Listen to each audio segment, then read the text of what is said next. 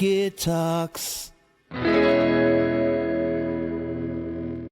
don't even know what number show it is anymore, Matt. You know, it's 56. Holy crap, 56, Matt.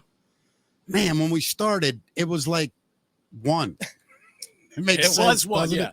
I wasn't even here yet. You weren't even here. I started on my own. Wasn't even born yet, Mick. Started on my own, buddy. I was all alone for a week or two, and then you came on, and here we are. That's right. Rocket ride to the stars, buddy. Oh, yes. I want to start this show off for this show. Yeah, we're getting there. Friday night we did a Rumble podcast, a show that's on Rumble. So much fun. And I want to say, if anybody from Rumble is tuning in right now, thank you so much. We gained close to 700 followers in one show. Yeah, that's incredible. So yeah, we are very grateful. We appreciate you. So if you're not coming to us from Rumble today and you have Rumble, follow us on Rumble, please. Of course, follow us on YouTube, all the Spotify shit, at all Mickey that. Talks Pod. Yeah, both everywhere. But between YouTube, Rumble, and Facebook now. By the way, huge announcement. It's been like 3.5 years. I've always had two personal Facebook pages because when I started it, I didn't know you could only have 5,000 where they stop you. So I made a second page. Well, I lost that password and couldn't get in it like 3 years ago. And then today I just figured it out somehow. Oh, what is it? It's Mickey Coachella. Oh, the password? Yeah. It's an old one. I just remembered it out of nowhere. And so now we have that page. So if you're watching on the Mickey Coachella page, not the Michael Coachella page or the Mickey fan page, welcome. You. Yeah, welcome aboard. I hope you enjoy the show. We've been doing it for a while now. Today's show, as always, brought to us by Barnes Paving. Incredible people there at Barnes, Barnes Paving.com, or give them a call, 443-243-3710. You get 10% off if you mention Mickey Talks. They're incredible people. Once again, Barnes Paving.com, and they are MHIC licensed and insured and accredited with the Better Business Bureau. Now, I'm not going to get to them yet, Matt, but in 1 second, I'm going to mention that our guest today is like a very accomplished professional radio guy like you. Way more professional than us. Nah, you're professional. I'm the least. Right, and we'll get into that. Hold on, we're going to get into it with him. But I am honored to have him here today. I was a little nervous reading the sponsor there, so I didn't sound like a douche. You know what I mean? With a pro in here. But anyway, you know what? Let's just bring him in right now. Matt, I'll let you have the radio honor. Yeah, so this is a guy that's been in the Baltimore market for a long time. I mean, everybody knows him. Yep. Been on a couple different stations here, most recently on 106.5. Welcome, Priestley. What's up, my man? Hello, my friends. Good to see you, buddy. It's great to be seen. It's awesome to see you. It's been a weird few months, buddies. We miss you on the radio, and we wanted to bring you in to tell your story too, you know? Oh, well. I don't really want to hear that, but I was interested. I'm kidding, of course. We got so much to talk about. No, listen, man, I feel a kindred spirit with you, and I'm going to tell you why. Obviously, it's because of Jen. Sure. You had the pleasure of doing afternoons with Jen for how long did you guys do it together? About 3 years. Yeah, and then she went on to, leave us all behind. Right, man. Yeah. Nikki Six beat me up and took my girl. What the hell? Yeah. What a story, though, bro. I'm sure that's a story that many a guy has told. Yeah, without a doubt. But I loved working with Jen. She was absolutely the best I ever worked with. 100%. I told Matt in the beginning, I said, you're lucky she doesn't live in town, Matt, because you wouldn't be on this show. I told her I was going to be here. I texted her. Did she hit you up? Well, here's the thing. When you were on, I texted her this morning. I was like, hey, Priestley's going to be on. Can we call you? And she said, oh, my God, I have a meeting at 5 your time. If I get done, I'll text you. All right. So hopefully we'll get to Jen. So we'll keep our phones handy. But Priestley, so I want to go back with you because when did you come to Baltimore to be on Mix? That's a great question. To be honest, I came to Baltimore from New York. I'm a Long Island kid for college. Okay. It was Towson.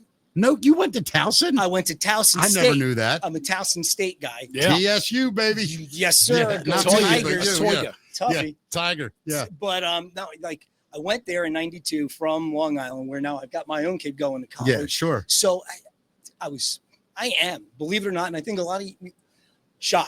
Yeah. I have a lot of anxiety issues. And I Yeah. figured, you know what, this is a great opportunity to kind of be famous without being seen. Trust me. 1992, Yep. no webcams, no, Yeah. Love it. Didn't none know what of these anybody things. looked like. Yeah. And that's where Priestley was born.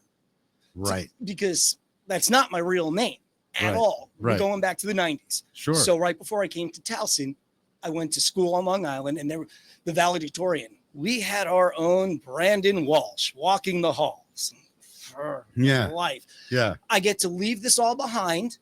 I'm going to come to Towson, or back in the day, it was Towson, Yeah. you know, Yeah. the Long Island, Long Right. Island. Yeah. But it was, I came here, I'm like, all right, I'm going to shed that identity. It was Wednesday nights that Beverly Hills 90210 was on. Yeah. Fox. Thursday Ah. mornings, walking the beach, and you could feel the eyes. Yeah. Everybody looking. And then finally it was like, do you know who you look like? Yeah. It's like Brandon Walsh. Yeah. No. Jason Priestley. Priestley. That's what I was. Yeah. Yeah. It's the same fucker. Right. Yeah. Yeah. Yeah. So that's where Priestley was born. No kidding. And that was it. And because, you know, you're on the radio. So that was like a it's- college nickname It was for a you? college nickname. It was, and it stuck. and it's stuck. I love it. My And mother it's took been here ever one look since. at me and said he looks like a mouse. So they called me Mickey, and that was it. No, I'm kidding, of But course. that's I'm where kidding. Priestley was born. And brother. what was your first entry in the radio? Was it at the college or? Yes, it was. Yeah. It was actually WTSR. Of course. It was like the closed circuit internal Yeah, Towson station. Yep. And then as a freshman, I actually was able to get on WTMD, Wow. which was crazy because that was the FM. And Yeah. I'm like, all right. They wouldn't let me do that at first because I talked like I was from Long Island. Yeah, I get it. They're like, shed the accent. So I went to my dorm in Newell Hall. I was like, anytime I say anything that sounds New York, go for it. You Yeah. can rip on me. Yeah. And they did. Yeah. Wow. And they Ruthless. they beat it out of you. They did. You know what's Just mentally, not physically. Priestley, I gotta tell you something funny. Like, so when I was, well, not in the beginning. I mean, my beginning was weird. I mean, I don't know if you know. Dude, I was learning about your beginning. I don't really have one. I you just hung around 98 Rock. Yeah, that was it. And then they gave me the shows. That literally That speaks to your talent. No, it also speaks to their stupidity. But no, the Or truth, genius. you know, the truth is though, like when I meet people like yourself who are really good at this, really professional, love radio, and I've told Matt this, I have this inner guilt where I'm like, man, I got to the promised land, and I didn't, and you guys, like, I always felt undeserving of it. It's a weird thing for me, but the reason I'm saying that is to say this. Like when I used to listen to your show a lot because of Jen, obviously in the beginning, but then I really did start to think, man, that guy's really good. Like you're really, really good at it, man. You're giving me goosebumps. Well, honestly, it's a different format Thank you. than I'm used to. You know what I mean? Oh my gosh. But the fact that you guys could still be entertaining, you know, and I realize totally different target audience and all that. Yes. But as a performer, I was like, shit, Well, is really you know, good. He grew up in New York, which is kind of like the mecca for radio. You Yeah. know what I mean? It's the biggest market in the country. Yep. And the greatest guys get paid tons of money to be there all the time. So your heroes were probably some of the best in the industry ever. You I'm know guessing. this. You Yeah. absolutely Yeah. know this. Still doing mornings on the almighty Z100. Elvis Duran Yeah. Yeah. had the privilege and honor to work on the station while he was there. Yeah. Awesomeness. But even just growing up, like I'm a 70s kid, Sure. 80s kid. Yeah, I me came too. here in the 90s. Right. But I mean, like I did. I grew up with Scott Shannon and the Z Morning Zoo and all this wackiness. And Yeah. Huge names in the industry that, Yeah. you know, still to this day. JoJo Morales. Yeah, yeah. I mean, Rocky Allen Showgram was afternoons on WPLJ, which I had the privilege and honor to intern on. Wow. I mean, one of the coolest things I did during that time as an intern at Yeah. PLJ, you guys will totally appreciate this because this is an awesome story because I got kissed on the neck by Jenny McCarthy. you win. I don't care about the story. That's all I need to know. I had to coordinate for their anniversary show, which was a live broadcast from the Ed Sullivan Theater. Wow. Holy shit. Yes. Okay. And they did this thing called Men in Lingerie. I kid you not. Did you dress up in lingerie? No, thankfully I did not. I had to Okay. coordinate this the whole thing. Gotcha. And the judge was Jenny McCarthy. Oh my God. who was Playmate of the Year. yeah. That was her claim Right. to That was fame. at the time. That's who she was only. Yeah. I mean, I'm like, oh God, it was so crazy. Yeah. Getting to sit in the green room with Calvert DeForest and Nipsey Russell. And you're how old at this point? I want to say I was probably 18, 19. So you left Towson and went back home. That was my summer internship. okay. That was Wow. my summer internship. So let's pick it up. So Sure. you leave Towson, you go to New York, you I do a summer radio, internship, come back here. When did you start afternoons on Mix? All right, that was 14 years ago. That took Oh a my long God. time. He had a couple. To He and grow I, to. you and I worked together at Sirius XM at one point. I know. Correct. So you Actually, had a couple I call it stops XM. first, right? XM. You're were right. XMers. It was XM back in that time. AFDI. Yeah. Yeah. Wow. And I can say that on the podcast, right? What it means. I don't even go give a ahead. shit. Can I Go get ahead. out Of course. The XM mantra, AFDI. Actually fucking do it. And we did. That was 9 years of some of the most mind-blowing That was the golden experience in years radio. of it too when you Wow. were there, man. I mean, seriously, Yeah. like if I wanted to retire, I can hang my headphones up on those years alone. Yeah. That's amazing, bro. Grammy broadcasts. We were live in the basement for the VMAs at Radio City Music Hall. Snoop Dogg, Hulk Hogan and Brooke Hogan, Rihanna. It's like, See, that's the thing that always drove me Crazy. crazy about those, girly, pussy stations like Mix. yes, Right? I say that with Oh, love. come on. I say that. Yeah, I'm only making a family joke. friendly. I'm only making I a get joke. you, but But like opportunities. the guests we get are like, here's Metal Dave. He just drove a spike through his penis with a Motley Crue logo on it. Right? You guys are getting world famous A-listers. Yeah. I got the guy that opens the curtain for Monday Night Raw. Right. You Like- get Larry the Cable Yeah, I Guy. got Larry. Well, I would take Larry. Larry's any day. awesome. Larry I was love great. Larry the Cable Agreed. Guy. Agreed. Yeah. But no, man. I mean, seriously, like, It was a blessing. let me ask you though, were there times that it was hard for you to contain yourself as far as like things you wanted to say or comments you wanted to make? Always. Yeah, you got to do that, right? Always. Yeah. You mean on terrestrial Yeah, FM of course. radio And versus, mix and stuff, yeah. Absolutely. And opinions you probably had to Oh, keep to yourself and Can I things tell like that. you, to be honest though, like really, and my former program director, Brother T, Yeah. whom I love, Yeah. would always say, Pete, it blows my mind. You walk through fire and don't get burned. Yeah. Because Wow. I've always been very honest. And I do cross the line Sure. in especially the pop world Yeah. Yeah. into topics you're not supposed to talk about. But But I I think it's important. I for think sure. his secret, Matt, is that there's zero arrogance with you. Like there's a lot of No, confidence, you're a real dude, man. but you're a real dude. That's the Yeah. thing. the confidence is completely fake. Well, for all of us, it is. Do we all go home and cry? Oh, it's- You know what I mean? Jesus. My family will tell you I am the biggest crybaby. Can you listen to yourself? It took me a long time. I still can't. Took me a long time too. I know. I totally get that. And now I listen to myself like a lot of those, and I'm going to say it, jerky PDs or MDs who belittled me, made me leave that office and cry. Yeah. I mean, let me tell you, there's been a lot. One day I would love to write a book because there's some serious stories that people don't know and would never believe I survived. Yeah. I remember the greatest piece of advice I ever got was from this drunk, hot F, whatever that's called, hot talk dude I met in Iceland that was from Texas. And he was on a big station in Dallas, a hot talk show. And he was huge rated, making $1 million a year. And so I met him and he watched me do my show with Amelia for like 20 minutes. And then when we got off, he came up to me and said, "Hey man, you're really good." And I go, "I don't even know what I'm doing." And we started laughing. I told him my story and he goes, "That's crazy, man." He goes, "I'm going to give you the best piece of advice I could ever give you." And I go, "Okay, what's that?" He goes, "Everything program directors tell you, just remember, none of them were good enough to stay on the air. Oh, So they don't know shit." Some, and I was a lot like, of time that's "You true. got it. You got it." But many times it's not. I've No, been there's lucky been to a have a couple. few great Me program too. directors Me that I too. actually This is enjoyed and got a lot out of doing what they call air checks Well, in our yes. industry. And you know? at the end of that Yeah. story, ironically, I'm going to say, however, Dave Hill, Russ Mala, and even Rick, to some extent, Rick never really bothered me as far as style wise, but like Dave and Russ in the beginning, they were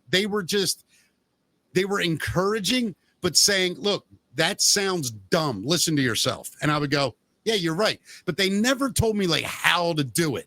They would just say, "Do it a different way." You know what I mean? You figure it out. Yeah, they let me figure it out. Yep. Yeah. It's constructive criticism. And the good ones know how to do it. The bad ones go, okay, you were 4 minutes late on your traffic. Exactly. You know, it's like, shut up, dickhead. Get in there and count money.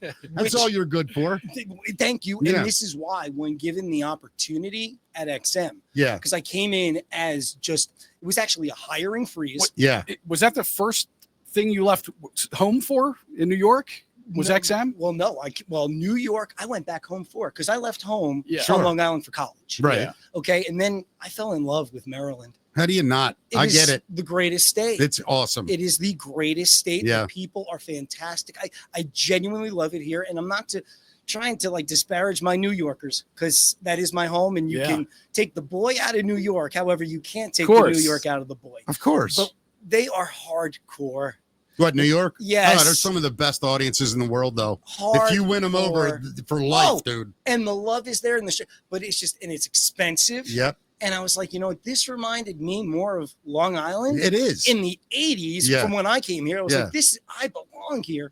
And I grew naturally Yeah. here. I Yeah. love it here. Yeah, and the people like you, dude. Like whenever your name comes up, everybody loved you, man. And they do. They still love you. I don't know where you're going to end up, but I hope I don't know either. I hope it's somewhere local. What was the first stop for you here, though? Okay, so I left New York to come for college. Right. Okay, then the ultimate on-air start was in York, Pennsylvania. Hell yeah. That is the 98 mecca of FM YCR. radio. Yeah. 98 YCR. YCR. Oh, I know why. So you can get that on a a clear night here Hey, in Baltimore. I- Sure can, yeah. I've been a guest many times on YCR doing comedy and stuff. In college, that's when I got my first chance to be paid Yeah. $6.25 to drive up 83 Good for you. to do midnight to 6 a.m., 98 power hits in a row, which kind of conditioned me, because it was commercial free, Yeah. for XM satellite radio. Yeah. Right. Yeah. It's like, it's weird how the universe works Yeah. sometimes. Yeah. Right. And it was there that I just learned. And actually, I wasn't even Priestley. That was my first on-air name, What they was call that? you? Brian Knight. Brian Was Knight. that made That's up? cool. Brian you make is that real. up? I made it up. So Brian, can we say that? Brian's my your real name. With Okay. a Y. With a Y, Yep, right? Brian with a Y. Okay, so you went on as Brian Knight, not Because- your real last And name. it was Knight, because it was over. I love that name, I love Brian it Knight. too. Did you ever have an air name? No, are you kidding? You were always just Mickey. Yeah. What the fuck am I gonna I do? never was either. I had one time when it was when I was on 103.1. Okay. We were switching over to it being a rock station, but I guess the contract said we had like 2 weeks left of country. Yeah. So I flip-flopped my name around, and I was Dave Matthews. This is before the band. No I was way! Dave Matthews on the air at the country station for 2 weeks. Was I that always- Froggy? It wasn't Oh, I remember Froggy. It was Froggy. oh T-Rex. god, it was Bay Country. Bay Country. And Bay Country, and the people would call me up. They'd be like, "We're so sorry, this station's going off the air." I'm like, "Yeah, it's a bummer, isn't it?" I can't I'm getting ready wait. to play Metallica. You know what I mean? I'm like, Now, honestly, and I need to know this, truthfully. Always. Are you a fan of the hot AC format, like the music, the pop, Great question. yeah, do you like it? I don't listen to it at home Right. in my free time. Okay, fair enough. I am absolutely a fan of it. Yeah, I get it. I grew up on Z100, Sure. like I said, in PLJ in New York, which was hot AC and top 40. yeah. I love pop music. Yeah. I do. I love pop music. We had this conversation the other day. We love pop. I grew up on it too. And the guys from B104 here in Yes. Maryland are the guys who inspired me to be a radio DJ back in the day. Let me tell you, by Steve Kingston, who was the program Yeah, director. I yeah. worked with Steve at XM. Same. He created Z100. I It's mean, amazing, man. So there is such wonderful, rich radio heritage in this area with such great talent. For sure. You know what's wild? Like, I think back when I was on afternoons, were we against each other at that time? I don't remember. What year did you start afternoons? I want to say it was 2011. Okay. No, I was doing mornings by then. I think so. But I remember, like, when I would do afternoons, you were still on mix, though, right? In the late 2007, 8? I did nights. That's what it was. I remember your name. Certainly. I was voice tracking Yeah. nights. I was on XM and I had one foot in terrestrial, because I got to be real. I don't trust where the future's going. I Right. don't know Who who's knows going to then? sink this Yeah. shit. Yeah. So, maybe satellite radio's here to stay. Maybe terrestrial's here to stay. Nobody's paying me enough to really. We might have been two of the only guys who were able to do that, honestly, at that time. We were, because I still had my foot in terrestrial radio. You know what? I'm sorry. No. But I want to get to the news real quick here, Matt. But I do want to say something. Like, in listening to you guys talk, I'm so far removed from the knowledge of the industry. It would shock you.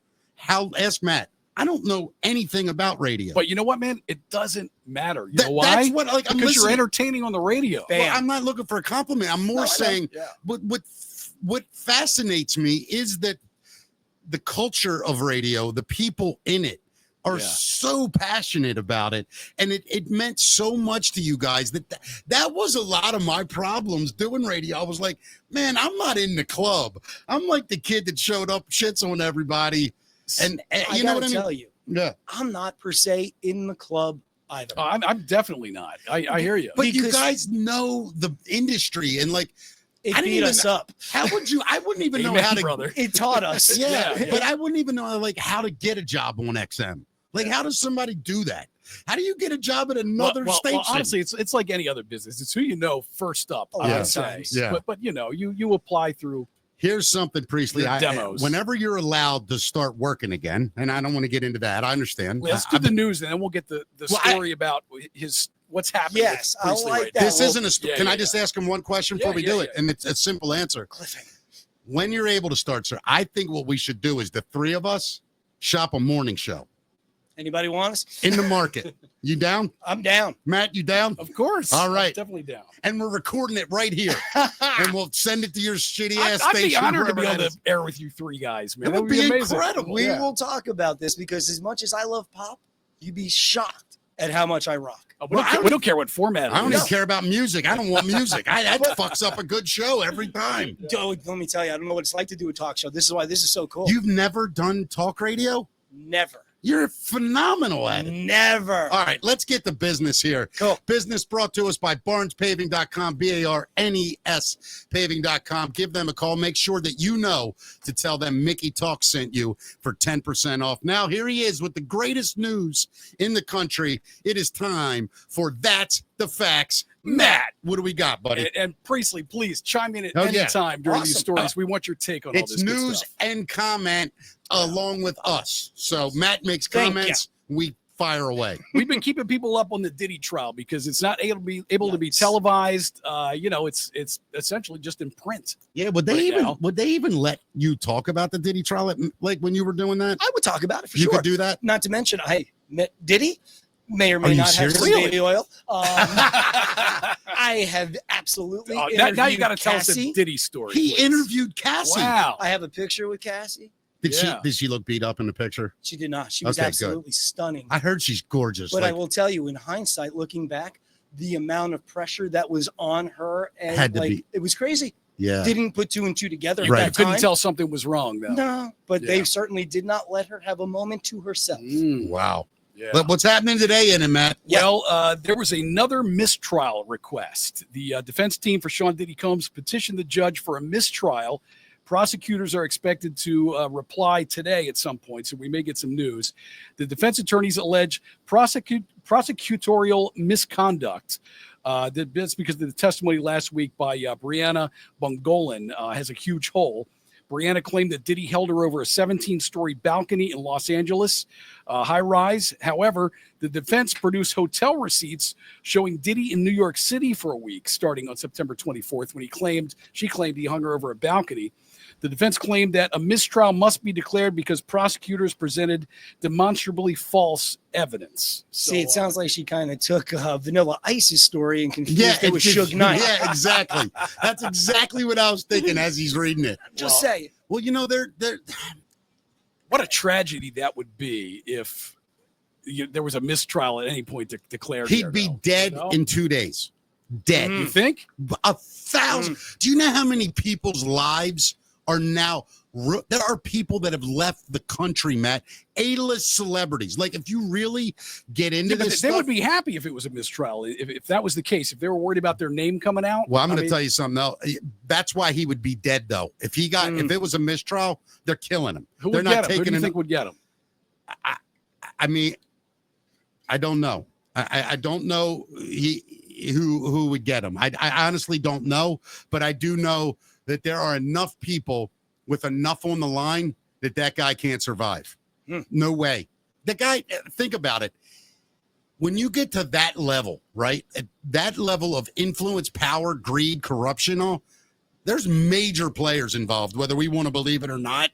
And it's like you can just throw it's like trying to pull a diamond, out of a rough, whatever. But this is sick, weird, crazy, A-list Hollywood, more money than God shit. And when that stuff happens, trust me, it usually doesn't get out. Yeah. But I think the internet, and I think it's a whole nother world that these creeps are figuring out they can't survive in anymore. I wonder what would happen to him in jail, because they don't like people that mess around with beating women. That, but you got to remember, dude, he's on another stratosphere. Yeah. If you don't think he's paying off gangs in the jail to keep him safe, are you kidding me? No, you're right. He's got money, so he can probably keep himself safe. Yeah. The movie's going to be insane if they make it. They make it.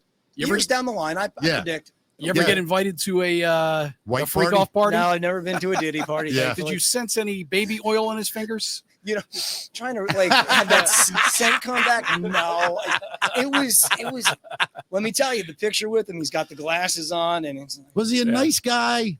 From what I recall, yes. Yeah, he pleasant. really was. Yeah. I mean, it was usually when you're in these settings, though. People are typically They're on their best behavior. Was this was at XM Satellite Radio. This was in Washington, D.C. at the headquarters. Yeah. I mean, it was. I could picture him in his yellow sweater, and he had the glasses on. Yeah. He was bad boy for life. Right. And he was telling us he was bad boy for life. Yeah. He got life, all right. Yeah. I mean, they're about to take his, I'll tell you that. I do hope they take him out back and shoot him at the end of this. I don't know why we let people like that rot. I don't get it. When you say that there's a target on him, I'm thinking Cassie's father. Yeah. Like you beat my daughter like that? Yeah. No doubt. Her brother, watch yourself. Ex-boyfriend, somebody in love with her. I mean, and here's the thing. If we wake up one day, P. Diddy found dead in his driveway, I bet the investigation goes like this. The cops show up, they see the body, and they go like this. Yeah, nobody here. I guess he's dead. No evidence. No evidence. I don't see nothing. Yeah, what happened? He got shot 5 times in the back? That's a crazy case of suicide.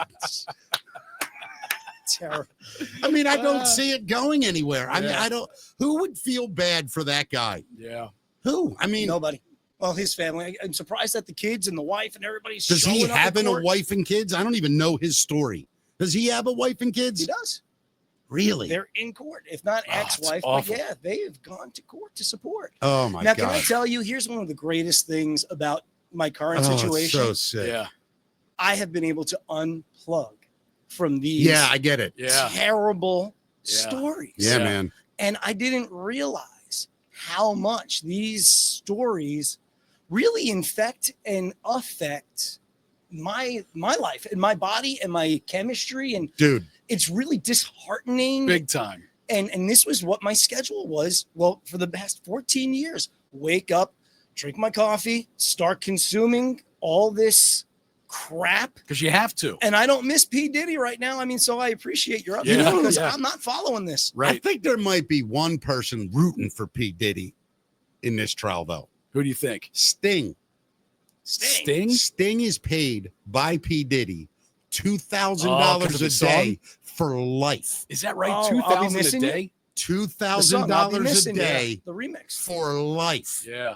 Until Sting dies. He's sampled a lot of artists, right? He's probably supporting a lot of lifestyles. The problem with now. Sting was he never asked. Really? So he never asked Sting if he could. He just did it.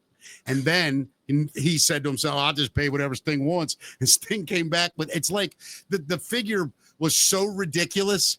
And then they finally just came up with a daily figure. Sting said, I'll take $2,000 a day in perpetuity. And Diddy said, okay. So once a month. That song was making that much money? I mean, I know it was a huge hit. Don't get me wrong. But do you think it was making that much money? He was like, yeah, whatever. Well, if you think about it, if you want, like, I don't want to, I'm going to sound insulting trying to say that way. The way royalties work is somebody buys that every year. Somebody buys like the rights and say they can renew it every year, whatever. So there's so much money every year that's dumped into those catalogs, and Sting just takes $2,000 a day. So Diddy's whole catalog pays him that. Diddy probably lost money in the long run. Yeah. But he's able to pay it off over a lifetime. Now, I would do a deal where how well the song did. That's, you would get a percentage of that money. Well, most guys that write don't even care. They still get the performance royalty. I mean, the mechanical royalty as much as they want. So if you want to use my song, I go, it's $1 million. And then I pay you that. And then they go, I also get all the royalties from that music. So it's publishing is astronomical. You don't make any money if you do a cover song. Really, you can. I forget the royalty that you do, performance royalty. It can break your band, though. That's the thing. Absolutely. Yeah, no question about it. Yeah, 100%. That said, $2,000 a day. I'm not saying no to that. Yeah, I'm not either. Oh man, it'd be Could you the imagine? perfect lifestyle, man. We'd be done, guys. Right, that's it. We're good. Poor Sting. Can you imagine that such a good thing going? I know. He's probably thinking like, why couldn't Mel Torme or somebody nice have copied my song? Mel Torme, Jesus. Mel Torme. I got to update my Where'd reference. that come from? Night Court. You I guys love remember that. Night Court? Sure He- do. If you guys remember his Of course, favorite the performer, original. the original Night Court, Harry. loved Mel Torme, the right. Silver Fox. That's right. That's how I always use that reference because of These are that. some old references. Yeah, Are you we're a new all- Night Court guy? Update. I love Night Court, that The show. new one. No, I can't. I haven't I done love John Larroquette, too. Sure. I do. I think That's he's cool. funny as shit. But no. But it just, that show was so great in its beginning. And Marky Post, the blonde, Oh, my God. helped jumpstart my masturbation addiction. So it's tough for me to watch a replacement. You know what I mean? Hilarious.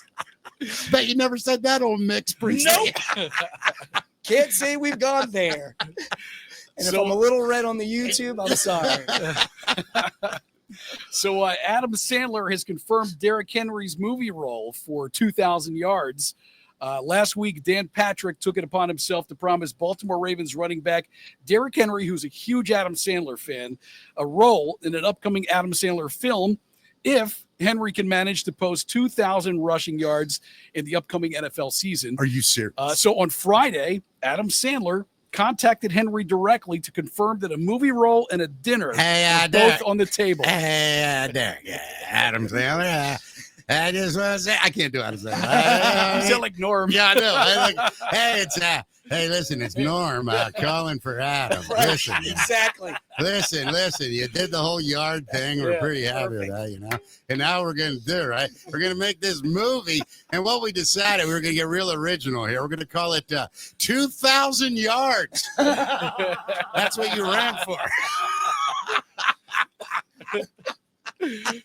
That'd be cool. I mean, we're from Baltimore, so it'd be extra cool if that happened. Yeah, dude, That I would would be love amazing. it. It might even bring Adam to Baltimore. Yeah. King Yeah. Derek. We love him. Dude, that guy's a beast, man. He is such a beast. You know, when we first signed him, I was like, man, I hope he's not one of those guys that just had all his great years and now we're getting him late. But if you think about some of the legends we picked up late in their careers, whoever scouts for us, I forget who it is, because I'm sure there's more than one, but that guy's a genius, man. You think about Steve Smith Sr. coming in at the end of his career. What a beast, right? What was the other? Anquan Bolden, right? Came in, beast. Shannon Sharp, beast. Derrick Henry, beast. Welcome to Beast Talk. Yeah. Love 'em. Beast Talk. What else we got, buddy? So there's a couple that says they're that not being in line kept Starbucks from giving them emergency help. What? Say that again? Yeah, there's a couple who says not being in line kept a Starbucks employee from giving them emergency help. Because they weren't standing in line, or because they were? Because they were not. Okay. So this is how it went down.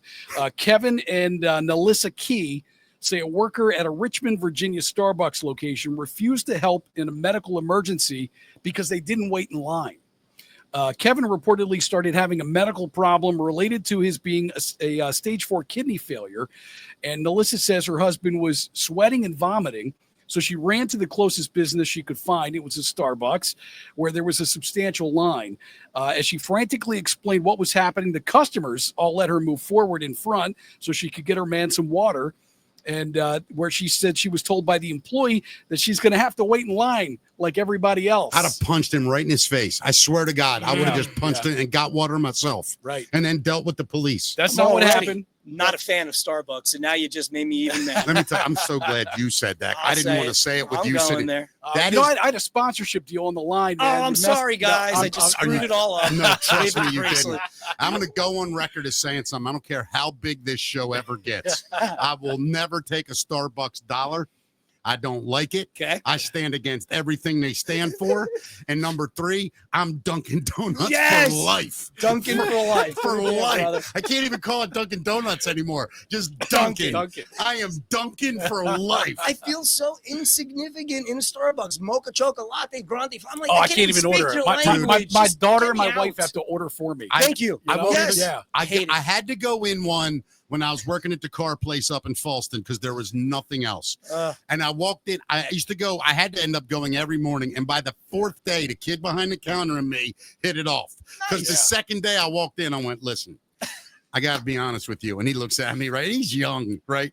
Yeah. And he was a great kid. And I would watch him. He was a great worker, right? And he would look at me and he goes, okay. I go, I can't order this stuff the way I'm supposed to. So can you just give me a black can coffee? I please have a mocha latte like pufu with double pump with some whipped cream on top? It's so true. Like every time I order at Starbucks, I just want to kiss a man next to me. Like I don't know what to do when I'm done. So like I go into Dunkin' and it's the best because you walk up, you can't even understand what that son of a bitch is saying. And you walk in and he goes, I love it. And I just go, black coffee, coffee, cream, sugar, a little bit of ice. Okay, buddy. And I get it. And I'm out the door. Can I just have a large, please? A freaking large. Yeah. Can I say large, medium, small? Yeah. We speak English. And then when you not smart. The other thing about Starbucks is, and I get it. Like it's sort of like an alternative lifestyle employment center. I've learned. Like it seems like everyone behind the counter is either.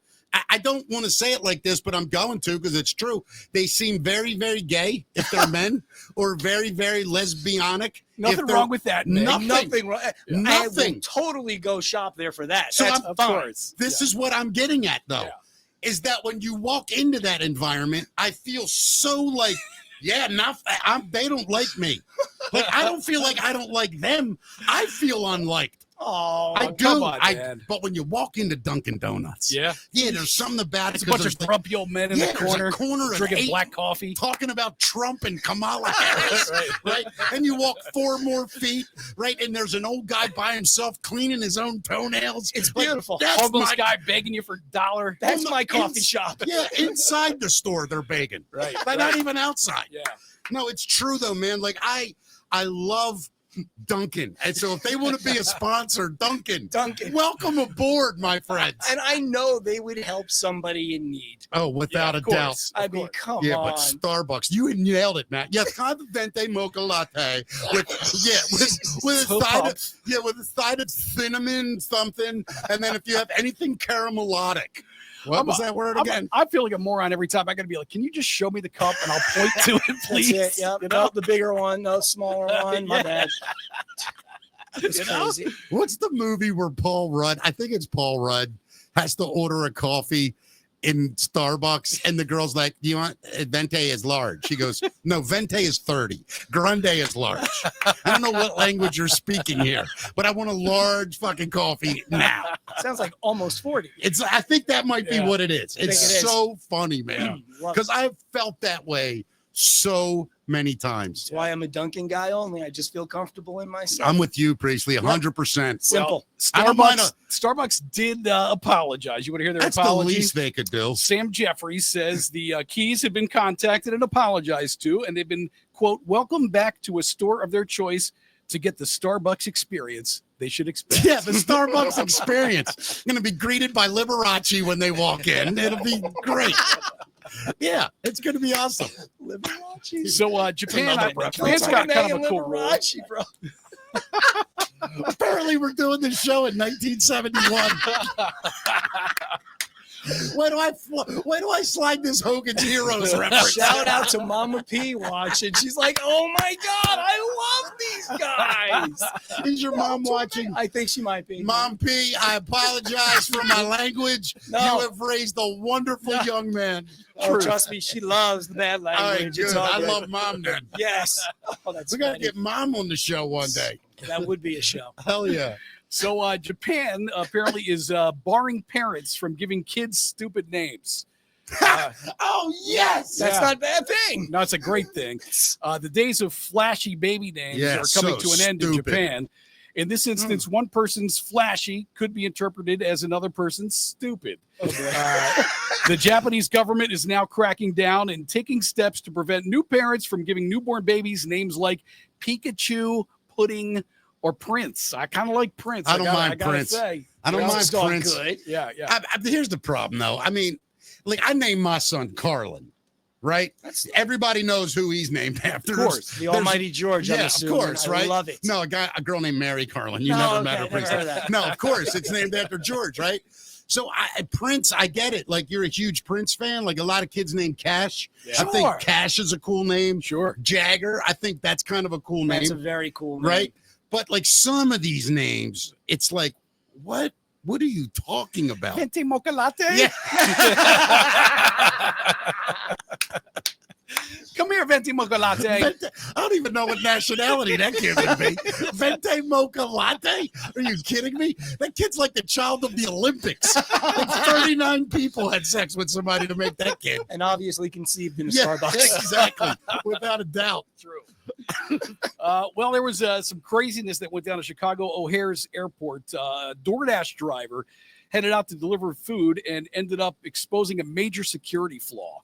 A DoorDash driver in a red Hyundai Elantra managed to pass right through a security gate at the airport, drove right onto the tarmac before coming to a stop along a United Airlines plane parked at Terminal 1. What? The driver told authorities he was simply following GPS directions to deliver a food order.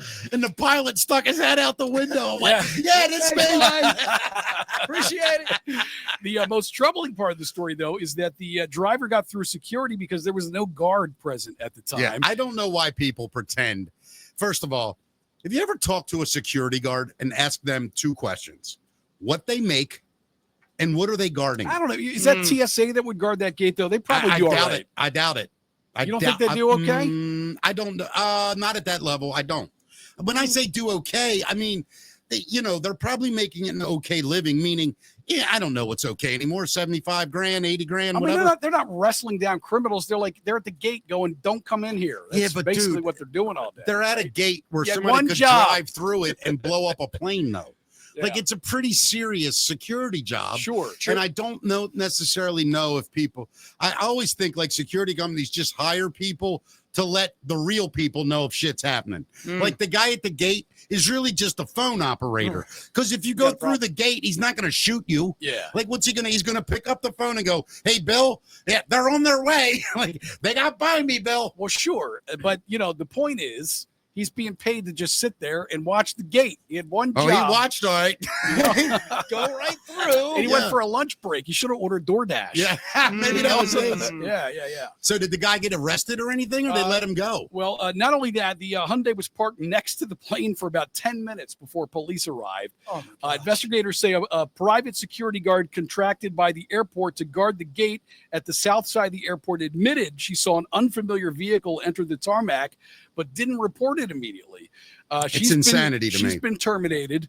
The DoorDash driver was released without charges, though. Friends, this is where we just have to say humans are just on this Yeah, 100%. downgrade slide. We I need help. Yeah. Yeah, humanity's in big trouble. We need help. Oh, and by That's the way, crazy. I don't know if you got this in your news or not, Matt. Do you remember like a month, it might have been 2 months ago, when we first started doing the show, and we were talking about how we weren't going to do politics really heavy, right? Yeah. Do you remember me saying, I'm telling you, Matt, this summer, shit's going to go crazy. There's going to be riots everywhere. Do you remember that?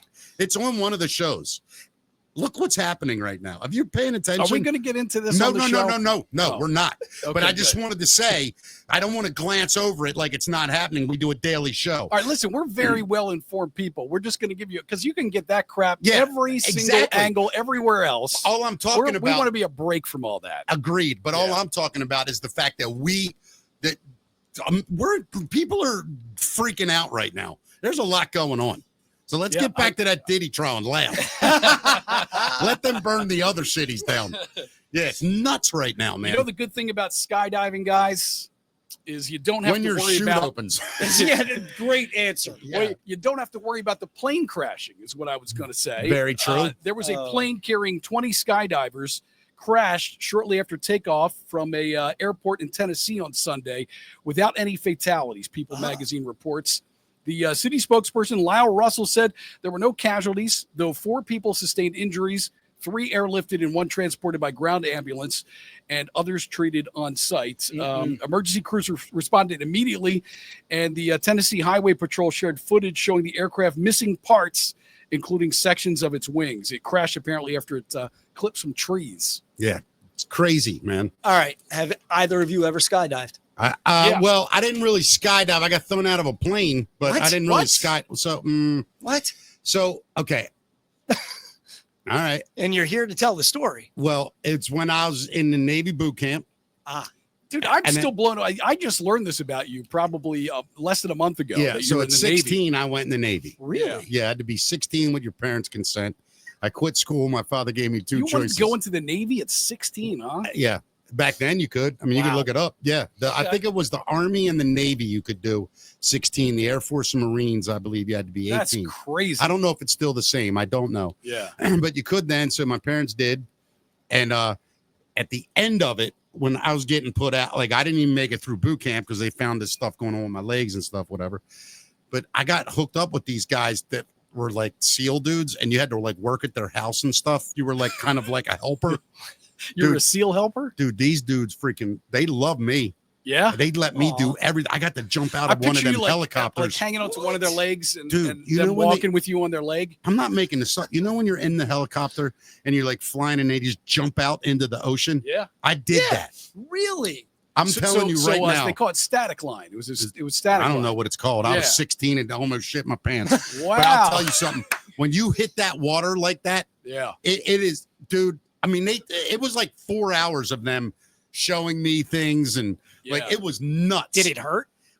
It hurt my chin because I didn't tuck right. Okay. And that water, I mean, it's like getting slapped in the face, man. I bet. And water like runs up your nose. Nope. Because you go in like a bullet, man. And your feet are down and you just whoo, and you hit, and then within 12 seconds, not even that long, some dude grabbed me. He's like, "You all right?" And I was like, they had to rescue you. Well, I mean, I think they just were making sure. You know what I mean? And the last thing they wanted was, I mean, they weren't supposed to do it. They weren't looking to kill a 16-year-old. Right? Yeah. I mean, I got to do some cool stuff, dude. I went up in a fighter. No way, dude! I'll tell you off. It was wild. That we got to do a whole show on you and the Navy. I know. I'll do a whole show about the Navy, but not that's. I got like these dudes were so cool to me. The Priestley, have you been skydiving? No, never, and don't want to. You don't want to. And it's funny because my wife, I bet, she really wanted to. Yeah. And I was like, what? Yeah, I don't get it. I don't get it. No, you are a mother and my wife, and you're going to strap yourself to some other person's body. I did it before I had a kid. And then possibly fall to your death and leave me to all this? Yeah. No, I'm not cool I get with it. I did it before I had a kid. Yeah. I got to be honest. You just kind of depressed me. Well, no. Well, because I didn't mean to. Before I got divorced, I should have tried to talk my wife into it. Totally kidding. If my kids are listening, I love your mother. I'm totally kidding. Oh my God. But you know that story though, where obviously nobody died because they all had parachutes. Yeah, crazy. A couple buddies of mine were hardcore into skydiving. Yeah, and they knew a guy who had been in a plane, taken off in a plane, something like 50 times, and never once in his life has ever landed in an airplane. That's jumped wild. out every time because he always jumped out every single time. Let me tell you, that's a fast way to get off to deboard a plane. Yeah, you get right off that way. Don't wait for everybody to stand up and get their luggage. My friend, I got friends that do it. You know, they love it. And my one buddy's done like 25 or 50 or something. Night jumps, dude. Whoa. Night jumps. Yeah. And well, he once said you start that, getting up into all those like crazy, because you get like Class A license, B, C. Right. Once you start getting up there, those guys will do crazy stuff. Yeah. I remember one of the wildest things I ever saw in my life. I don't know why it flipped me out so much. Do you remember when you probably remember, you might have been there when Red Bull did that thing at the harbor? Remember when they built planes and they flew? I do remember like that. Cardboard planes or whatever. Whatever it was. Remember that? I do. They started it off by one of their Red Bull Sky guys. And he jumped out of a plane way up, and he had like a red and white trailer on him, whatever that's called. I know the smoke. Yep. Dude, he landed on that platform that's as big as this room we're in. Incredible. Yeah, it's amazing. From that high. Yeah, it's incredible. That's a wild, feat, man. They had that at the Ravens playoff games. Remember this that? season. Dude, it was unbelievable. Like 4 or 5 of these and guys. And they land on an X, dude. Right. Yes. They land on an X from whatever, 30,000 feet. Cool. Oh, listen, the first time you go, I did a tandem. So you're strapped to a guy who has like 10,000 hours in the air. He's a jump master. Right. And you're on his back. And he was like, you want to flip out? And I was like, sure. We went out. I didn't know where the sky was. Ground. I mean, if I had done that by myself, it would have been a mess. I would have. And then landing is impossible your first time. I mean, I landed on my butt. First time, I get it. I would have landed on my face. So you did so to better hit a target is, you got some practice in before that. No doubt, man. I'll tell you something. Like you said, if they took me out and that dude flipped out, I'm punching him in his face the whole time till we land. That dude's hitting the ground with an ass whooping already delivered. Then he can beat my ass once I'm safe. But I will punch him in the face the whole way down. You son of a feel like it's like a Superman. Yeah, just I'm beating his ass each other on the way. Oh my God, that would. I can't deal with it, man. Not doing it. I can't even drive over the Bay Bridge, bro. I just did that yesterday. I can't do it. I cannot do it. There. Beach trip? No. This is something I've been doing in my off time as well as I MC races. And I was privileged and invited to host the Chesapeake Bay Swim. Cool. It was a 1 mile swim from Libby's. They left from Libby's and went around, swam out a mile and came half a mile and came back. Wow. And then, are you ready for this? This is the wow. Then there was the 4.4 mile swim. Starts at Sandy Hook State Park. Yeah, Sandy Hook. Yeah. And they swim under the bridge. Sandy Point State. Sandy Hook was the school that got shot up. Thank you. Sandy Point State Park. My bad. That's all right. So they start at Sandy Point State Park, swim out under the Chesapeake Bay Bridge, and then continue their way to Libby's. Wow. And it was unbelievable. It benefited the March of Dimes, the U.S. Coast Guard, as well as the Chesapeake Bay Trust. That's insane, man. 800 people. I high-five them all as they're coming across. That's awesome, line, dude. Yeah. That is cool. I remember the first polar bear plunge that I hosted. Oh my gosh. I went 12 feet, dove, and got up and out and swore I'm never getting in this bay again. But that, I mean, I guess swimming in warmer water. Yeah. But to swim out to that 70. bridge.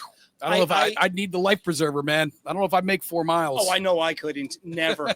No way. That polar bear plunge. I mean, Did you ever do it? I've never done it. I've never been to it. That is one of the most iconic Baltimore philanthropies there are. And I always take my hat off to 98 Rock for what you do for the Special I don't Olympics. even know if they're still doing it. Does 98 Rock still? Yeah, I think they do. Absolutely. No, I saw them. It was January or so. Yeah, good for them. Yeah, I did the first whatever, we did them. Yeah. 6-7 years, whatever. Yeah. Whoo. Great cause. Amazing. Have you guys ever I've never done the cold plunge. Have you ever plunged? I did the super plunge, dude. Oh man, forget that. Once an hour for 24 hours. The ice and never done that even. I don't like the cold. Brutal. Yeah, I don't like it either. I'm lying. I never did the super plunge. I plunged multiple times. Scott, I think Amelia did the super plunge. That's once an hour for 24 hours. Yeah. I didn't do that. There's anchors on BAL. I've seen do that as well. Yeah. It's insanity. That's rough. I bow. And I think Jennifer Franciotti did it. Yeah. I think you're right. Yeah, I think she did it. Yep. Well, there's a guy who made a false bomb threat at the airport so he wouldn't miss his flight to L.A. Dummy. How does that work? Well, it sounds like this happened in a movie. It's too dumb, We got- too dumb to believe. We got a bomb on the plane. We got to take off quick. What the hell sense does that make? Well, he was late. It's a 23-year-old man named John Robinson, not Joe Robinson. Goodness. Joe Robinson. I would blame Joe Robinson 100%. Joe, if you're watching, I know it's you piece of crap. I know it. His name was John Robertson, not Joe. He was late for his Spirit Airlines flight from Detroit to L.A. last Thursday morning, so he called in a bomb threat. Idiot. The plane was still there, and they did have to remove all passengers, interview them, and screen them again. The flight finally left 6 hours later. John was arrested when he arrived at the airport later that day when he was going to take a different flight anyway. It sounds like he wasn't going to be able to take that delayed flight. So I guess the bomb threat was pointless for him. Just an absolute freaking moron. Once again, here we are, stupid humans. Taking over the earth. Doing stupid human shit. Although back when I was in school, I always wished somebody would call in a bomb threat. But it never happened. We all did, dude. Never happened. Especially when you had a test. Sure. Well, I actually know. Never happened. I know someone that went to an all-girls Catholic school that they called in a bomb threat. Really? For real. So how'd it go down? What happened? Yeah. I don't think she ever really got caught. I don't know if she did or not. I don't know the end of the story, but it's like, Catholic school, by the way, all girls Catholic school made a bomb report. Wow. Yeah. Stupid. To try to get out of class. Yeah. Yep. Stupid. I think they got out though, so it wasn't that fucking stupid. So they got out the whole day. No, I It was don't stupid, remember. but successful. Yeah, it was a success. Yeah. Probably went down as a hero and a legend. In Yeah, that, no that high doubt. school No class, doubt. right? Yeah. They actually took down the Virgin Mary and put a statue of her up. So there's a poll that says that 5% of American adults have never visited another U.S. state. There's a new poll. 16% of American adults say they've been to 30 or more states, while 5% of adults say they have never been to another state. How about you, Mick? How many states do you think you've been to? Wow. Let me think a minute. Okay. Let me just go down the East Coast. 1, 2, 3, 4. 5. How about you, Priestley? You counting too? I've been to every state on the East Coast. I've been California, Seattle, or Washington, rather. Never been to New Mexico. I have never been to New Mexico. I've been to Texas, Florida, Georgia. I think I'm in the 40s. I would have to look at the map and I'm count. probably in the 30s at least. Yeah. You guys got me beat. I think I'm probably closer to 10. Really? I think so. Wow. Yeah. Do you like to travel? I'm new to liking to travel. I don't like change. I don't very either, much. bro. And traveling on airplanes, I don't mind flying, but I don't like not being in control, so to speak. What gets me is like delays or getting stuck somewhere. I am the only guy I know that books a flight if it's long with multiple stops. So I'm not on the plane real long. Really? You like the layovers? Dude, oh my God. So no, I don't like them. I just don't mind them as much as I do when I'm in my third hour at about 60,000 feet and I got 2.5 more to go. I would hypnotize you if we were on the same plane together. You think you could do it? Oh, yeah. You think I could be hypnotized? Of course. Everybody can be hypnotized. Interesting. Sounds like another podcast. Can we do it on the show one time? We should. Yeah, we should try it. I swear to God, I will do everything you tell me. I mean that. Like, you know what I mean? I thought you meant under hypnosis. Yeah. If you guys see a show where Mick's polishing my shoes, you know he's under. It won't be in shoes I'm polishing. I can guarantee you. But I will tell you this. I would love to try to do it for a couple reasons. If you could get me over my fear of heights. We'll video this and we'll get you to go over the Bay Bridge. Maybe what we'll do, bro, is we'll record that separately. Yeah. In case it takes a long time. We won't waste the whole show doing That's what I'm saying. We'll video it and we'll get you to drive over the Bay Bridge. Oh, my God, dude. Oh, my God. You'll be fine. So you don't like driving over the Bay Bridge? No. I'm telling you now, if there was a gun held to my daughter's head on the other side of that bridge, and they said, if you can't drive over this, we're going to kill her. I would swim. I would maybe even walk. I don't think I could drive. I feel him. He's being honest. The last time I did it, I'm not kidding you. I got tunnel vision. I couldn't breathe, and I thought I was going to pass out. And as I was coming down, you know that second overhead thing, whatever that's called, the bridge I part. know you're talking about. The metal grating over top. When I hit that, I realized, okay, I'm within like a couple 100 feet of the water, and I was able to catch my breath, and my eyes kind of opened back up, and I said to myself, I can never do that. I had to go over it last week. Remember I went down the beach? Yeah, you get somebody to drive you, right? I had my head in the lap. There's video of it. They send a driver for you to take you across the bridge. I got to do Red Eyes Dock Bar every other Yes. Sunday in the summer. They send a driver to the McDonald's on this side. He picks me up, takes me over. When the show's over, they drive me back. Wow. Yeah. They say that is one of the scariest bridges to drive Number one. It was voted number one. Number one, yeah. And there's nothing worse than when they're blocking lanes and you have to go onto the left side and pass in oncoming traffic. I'm swimming. It's the worst. I'm swimming. I do it, but it's the worst. Well, not a chance They in used to hell. have a service where people I think they get still paid to have do. somebody drive you across the I bridge. think they still do. stopped it. Did though. they really? I they think did. you're right, man. Yeah. I don't know think- why, but somebody should do that for people, though. Hey, Matt, let me ask you something. Can you reach under there and hand me that white cube that's charging your phone? No, from your side. I'm just disrupting the show. That's okay. I don't even know what you're talking about, Mick. You know that little white thing that, never mind, forget it. I need a charger. This. Yeah, perfect. There you You're go. the man. I was actually going to get up and offer our friend Priestley a drink, which I didn't do at the beginning of the show, and I normally do. Nah, I'm going to listen. get you a water. Can I get you a water or a soft drink? I won't say no to a water. Why Okay. not? You Yeah, getting up now and Great. doing it right in the middle of that's Let's the facts, do it. Matt? See, now this is one of the coolest things where we don't get a program director running in here being like, What are you in guys the hell doing? are you doing? How do you just get up and leave in the middle of a talk? What? No, sadly, the only camera is on me right now, and that sucks. But I do want to say how right you are. There'd be guys running down the my hall God, right now if we were on a regular radio station. Cheers and thank you, Matt. I Yeah, appreciate Matt, that. Of course. You didn't give me a Coke? No, I'm Oh, my kidding. God. I'm kidding. I'm totally kidding. Taking orders next time. Yeah, please. That's so good. Appreciate that. That is actually the facts, Matt, my friend. Good job, Matt. Incredible news today.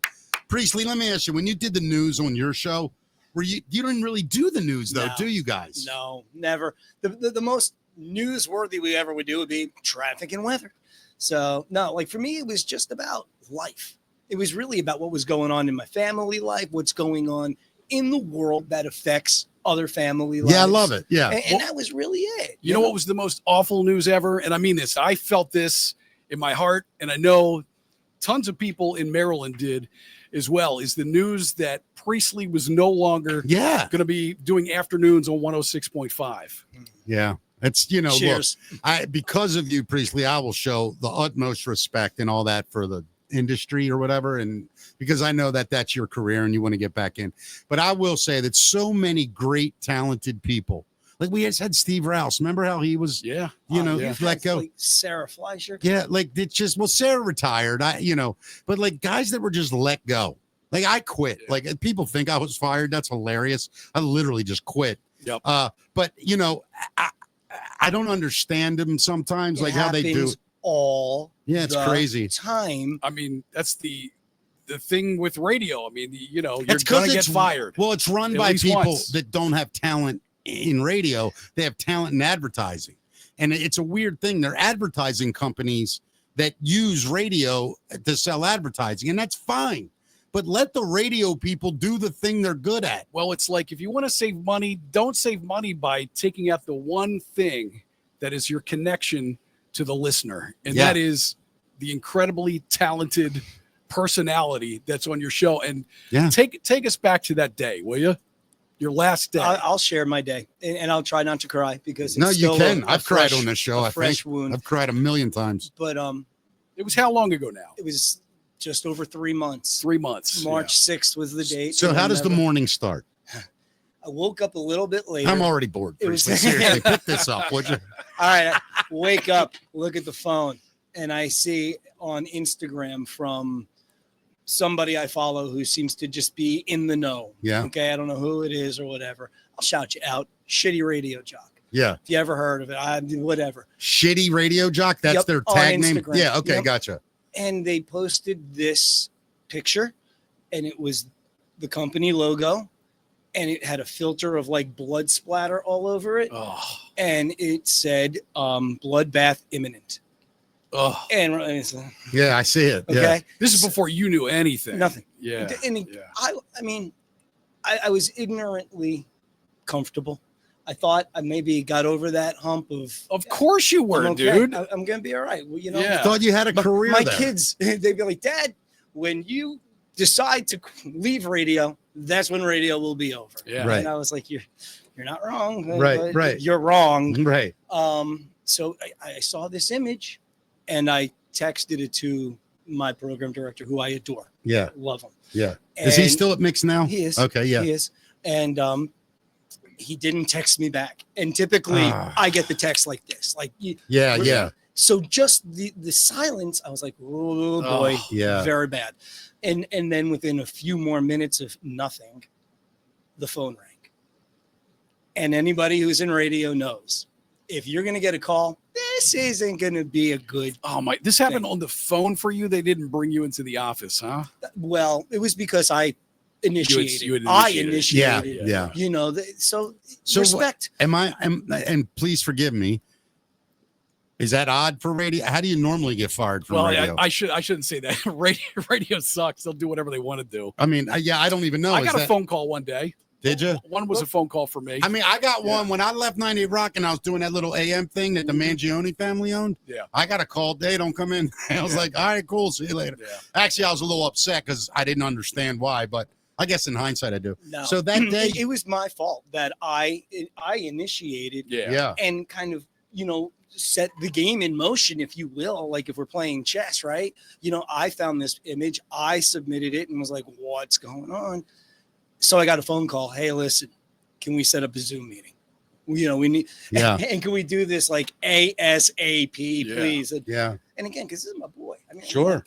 I'm not ready right now. I'm still standing in my underwear. Yeah. True Right. story. Yeah, I get it. And he being my boy, he's like, that's fine by me. And I'm Yeah. like, I love you, dude, but not today. Yeah. Not now. So we set it for about 30 minutes out. We did this Zoom meeting. And here's the craziest part. It was about 15 minutes long. Yeah. What are you going to do? No, Right. you're not going to do anything. So I thanked them and I appreciated it. And there was nothing I could do. Can you say how they broke it to you? I mean, what did they say to you? Well, what the truth of the matter was, the company went through this thing called an RIF, which is a reduction in force. Okay. And this company, They got the wrong force, man. Yeah. They got the wrong cut force. 200 people across the country, and I was the one on-air personality. There were two other people in the building who also were let go that day, but it was a much bigger beast than me. Yeah. And I get that. Let me ask you, and this is none of my business, I know, and you can tell me that. Were you one of the higher paid guys at the station? Like, did they really like cut a big part of the budget, or was it just more of like you were the guy? I don't think really the money was the thing. I know I was there the longest. Yeah. And I probably was making better then. At least I would like to think I was Yeah. because of the seniority. But Sure. I don't know. Yeah. I mean, it wasn't like you had $1 million contract and they're saving $1 million a year or something. No. Yeah. Don't get me You started on financials. you made a comfortable living and it was fine. No, not Barely. even me. Okay. No. Yeah. And that's why I was very appreciative of my other opportunities. Like I love doing my race gigs and things like that. And I used to work with Live Casino doing live TV, which was a wonderful opportunity, all to subsidize my career. You had such a connection to this community too, man. I to love Maryland, this. to Baltimore. Dude, you're adored. Yeah, It's so funny. Like there are radio files out there. You've met them, Matt. They know everything about the radio. And I'll meet guys who are like, dude, I loved you on 90. And we start talking about radio and they're like, yeah, there's guys I like other stations. I like Priestley and I like that. Your name always got brought up, dude. For them to break that connection, man, is crazy to me. It hurts my heart. And I will say, now, when this happened, I was devastated. For one thing, you want to know a real inside story? 100%. All right, this is a true story here, and it's kind of funny. Yeah. So we set up this Zoom meeting at 10 a.m. I'm really not in my head because I know what's coming. I know what is definitely coming. I've texted my wife. I've called my mother. And I get on, and it's one of these, can you hear me? Can you say, yeah, we got you. We got you, P. We got you. And as that happens, all of a sudden, I hear steps because we live in a townhome. Yeah. Boom, boom, boom. yo, Dad, you're not going to fucking believe this. Did you see Invincible finale? Jack, I'm on a Zoom, buddy. It's work. I was like, and I think they're about to let me go. Yeah. Oh, God. And he was like, what? And I was like, I'll fill you in later. You should probably go back to your bedroom. Yeah. I was like, or if you like, you could stay. Good for you, man. I was like, it's going to be a life lesson. Yeah. Good for you, dude. And fuck yeah, man. And that's what he said. He's like, That's rough. So no, I'm going to But I hear you. No, dude. And he you sat did the right. on the couch in the living room as I sat on the dining room table. Yeah. And he heard and witnessed everything. Yeah. Which to me kind of forced my hand just a little bit to be better, to be a role model, to maintain professionalism and calm. Yeah. Because there was definitely You had a lot of emotion and anger and sure. Of course. Yeah. But it was, we go with grace. Well, we just have to step above sometimes. And he saw me talk seriously, passionately. I requested because I knew I was not going to get any more money. That was okay. Yeah, I get it. But I really, really, really would have hoped to not be under the non-compete for So they let you go. They give you a severance, and you tell me to shut up if I step over line. Explain the non-compete to people that they tried to give me one. And it basically means you cannot get another job for a period of time in radio in this market. Correct. And I signed a contract. Of course you did. You wanted the money. You needed the money that they were going to, of course. That's how it goes. Yeah, and I get it. And but it's fucked up because they didn't want you. And then they tell you, we don't want you, but we'll pay you for 4 months and fuck up any chance you have. And I'm sorry, Priesty. Okay. And I don't mean to do this to you. I'm talking more about the scenario, not that company. Because it happens every day, everywhere. It's common practice. Yeah. Without a doubt. And it's also, I think I could be dead wrong. But I think legally, if you check it, they can't do it. No, I've had my lawyer look at it, and they said it's okay. I thought Maryland they couldn't do it, but maybe I'm wrong. And you can fight it, and it is something that would be judged in court.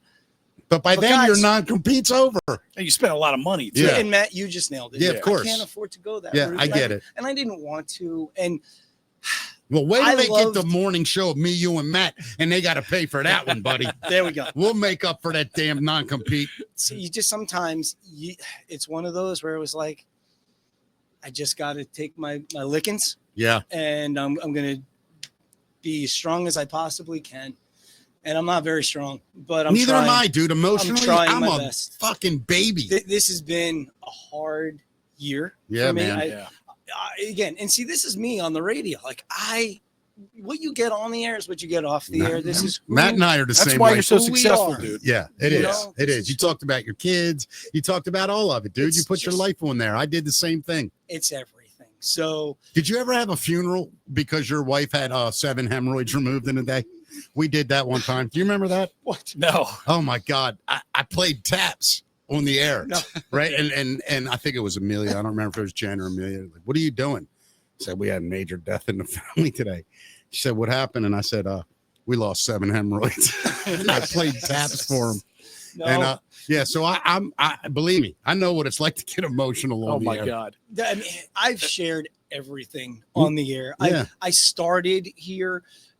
Gosh, I remember having my 25th birthday here on the air. Had my butt spanked 25 times at Attitudes 3000. So they've seen me turn 25 and they've seen me have children. Yeah. It's incredible. So people grew up with you. You grew up with them. We grew up together. Yeah. We are just. And let me ask you this: you are a New York guy. You were born in New York, but you're really a Maryland guy now too. 100%. Have you considered leaving Maryland and going elsewhere? Or are we going to keep you here in Maryland? Do you think? Well, I really can't, and I won't leave for another 2 years because I have my twins. Shout out Parker and Olivia.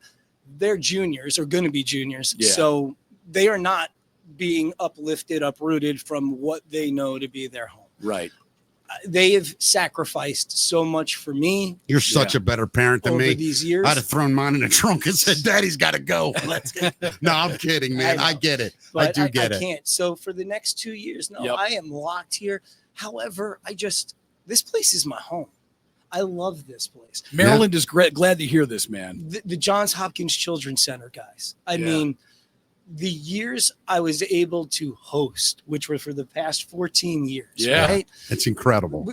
But I started off as a little dorky kid driving JoJo and Kenny to the old zoo lobby at Hopkins. JoJo and Kenny. Wow. God bless them, man. I mean, this no other place is this place. And I don't know if there's going to be a home for me on the radio. I would love television. I would love to cross over. See, you're a good looking guy too. You'd be great for that, man. Yeah, you would be. Thank you. I did. Listen, I'm average. Listen, I'm gonna say something. I love this. I'm from here. You know what I mean? I grew up here. I grew up literally 5 miles from where we are right now, maybe 7. And it meant everything to me to be on air in this town rather. But like when you meet people that get the community and understand it like you did, even though you're born in Long Island, those are the people that always work. They always work. And it doesn't always, man. It doesn't always. No, I'm saying, but the people that get it, it always works for them. Yeah. But Baltimore is so picky. Maryland is so picky. In a I've sense. seen shows, and I've been on the radio station. Hell, I'll even say it. Craig and Company back in the day. Yeah. You can't bring in talent that doesn't understand our community. Yeah, Grego and Mo, for sure. Remember Grego and Mo? For sure. And I was like, no, I don't. Yeah, well, Grego and Mo were a 98 Rock morning show for about a year or two. See? They were fucking horrible, but they were a good morning show. They just sucked here. Yeah. They didn't get the town. From Baltimore. Right, they didn't get the town. No. So you were able to just make yourself part of this community, which is amazing. This was my home, and I view it as my home, and I love Long Island and New York. Yeah. But this is my home. This is where my family is. My mother relocated down here. My brother lives Your here. mom's down here? My mom is down here. Mama P, what's up? Yeah, so we could totally get her in on the Yeah, let's podcast. definitely get Mom in. 100%. So how long do we have on this non-compete? It ends in September. Okay. So listen, I'm putting all radio stations on notice. Please. This man, probably one of the best in the business, is available in September. Now, are you allowed to talk now? What do you mean? Are you allowed to negotiate now? I don't have an agent. I do it No, all myself. Are you allowed to call radio stations? You just can't start, right? Yeah. Here's the thing, guys. We need like a demo tape and stuff like You're that. making it right now. Here, let's do this. Ready? Quiet on the set. Yep, We're gonna go. All right, Priestley, this is it. All right, you are auditioning. You are the new morning guy. The name of the station is Mickey Talks. And we need you to open up. It's Monday morning, 6 a.m. Here's the new show, ladies and gentlemen. 3, 2, 1. Da-da-da-da-da-da. Oh, man, it's freaking early on a goddamn Monday You're morning. fired. Where's my coffee? I haven't gotten up at this time in forever. F my life.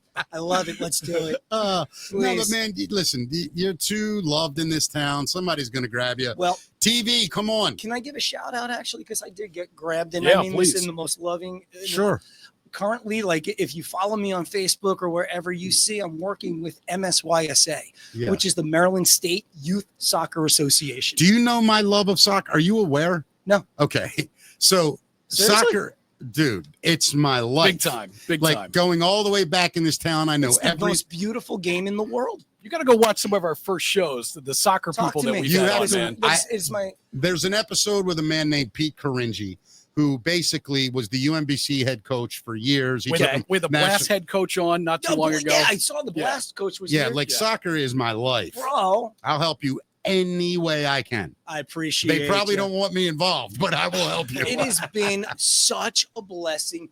They came to me because they were an endorser on Mix 106.5. Yeah. I identified them. Mix, blah, blah, blah. Sure. Anywho, shout out Greg Smith, the executive director. Greg, listen, if you're looking We for an love you. Thank advertiser, this podcast would love to be the official podcast. What does it stand for? Maryland Youth Soccer? Mick, you kid, but you would genuinely love that, wouldn't you? Oh my God, to have a soccer sponsor. Yeah. The Are you Maryland out of your State mind? Youth Soccer Association. Yeah. And our mission really is to grow the game. I in think Maryland. my little cousin, I guess she's what would she be? No, she's my great niece. Okay. If it's my niece's kid, it's my great niece, right? So my niece's child, 5 years old, just started playing. I think it's Perry Hall, whatever. Sweet. But it's all these little 5-year-old girls It's out the there. cutest thing Oh ever. my God, I could watch it for hours. The ball comes up to their knees, they're trying to kick it. They're more into the butterflies flying Yeah, around. it's a beautiful thing. That's man. the way So I played beautiful. soccer, man. Yeah. I was out there picking grass. Yeah. See, and for me, man, like that's what it is. Like I've been blessed, like with Mix, to go broadcast in like the Sure. Caribbean and Sure. stuff. Yeah. All you need is a ball and like a net, and you can dirt. get to and dirt, and that's what it was. That's it. I was so excited. Literally, like we were trucking to one of the sandals, and we pulled off for a rest stop. And there were soccer fields across. Yeah. I ran across the Yeah. street. I Yeah. took pictures. There was nobody there to play with, but Right. I totally would have.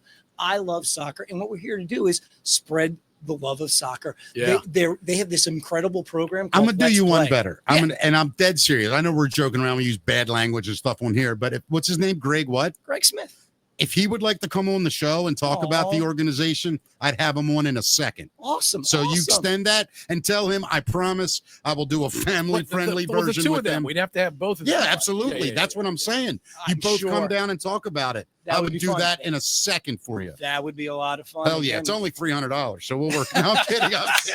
well, if that's the case, you got to give me a couple of weeks and months to save up. No, honestly, Priestley, if that would help you or them, I Aw. mean, we don't the dumb little podcast we do, Well, but and that's what they had me come in to do. I built a podcast for them. It's called On the Line. I'll tell you something. Where do people find that, by the way? It's on Spotify and it's on YouTube through MSYSA. Nice. Do It's they so have neat. do they have a website? Is it msysa.org? Yeah. And we'll put that in our notes when Aw. we post the show. But I'll tell you something else, dude. Like this is no joke. That sport is, I mean, if people are paying attention, it is growing. It is flying right now, soccer. Mhm. It is the love of the It's country, not lying. of the youth. And see, well, it was for me. Me too. Did you play on Long Island? Oh, By yeah. the way, Oh, yeah. little knowledge here. Long Island, phenomenal hotspot for soccer in the Is that United right? States. He's not lying. Huge. It's big. Baltimore, Long Island, Philly, St. Louis, Seattle. No kidding. That's about 100%. it, dude.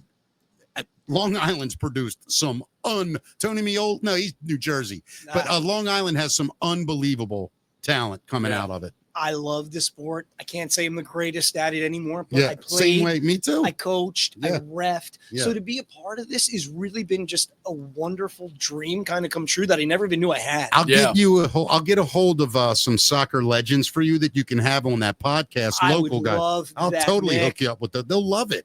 Thank you. 100%. That's what we're doing is there's this one program that they're really big into called Let's Play. Yeah. And we go to Title I schools where these kids just don't have the opportunity to Dude. own a soccer ball, no cleats, have Yeah. a shirt. And what we do is we get them cleats, a ball. I mean, it is such an incredible program, and it's in over 40 schools right now.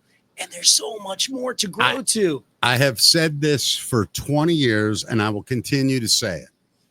If this country had any sense, every inner city school would be soccer centric, nonstop, Mhm. year round.